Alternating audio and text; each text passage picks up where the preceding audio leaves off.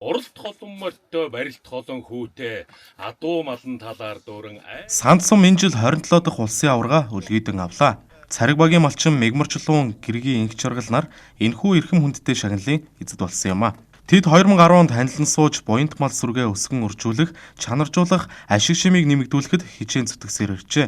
Нутгийнхаа зодохын нуруу химэх газар өнтөө өвлжиж байгаа авраг малчны шагналыг хүнс хөдөө аж ахуй хөнгөн үйлдвэрийн яамны төрийн нэрийн бичгийн дарга Жамбал цэрэн тэргүүтэй албаны хүмүүс хотонд нь гардуулж өглөө.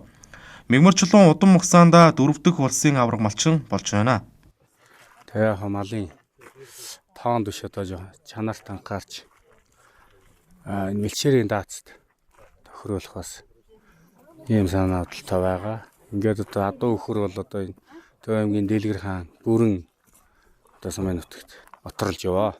95 онд өдөө гарч мал маллаад 2008 онд айл гэр болоо өдөө хүртэл мал маллаж байна. Энэ манай хүүхдүүд малч намайг дагаалаад бие багасаа мал маллаж малын арга хоног ус олж тэгж явсан. Тэгээд яг хойс хөрхи сүмбэрийн дөрвөлөн л амжилтанд хүрлээ. Тэр засгийн айгууч тэрийн үнэлээд сайхан цол шагнал өгч тэгжил байна те. Малч одоо зөв аргын олоод маллаад байвал сайхан шүү дээ.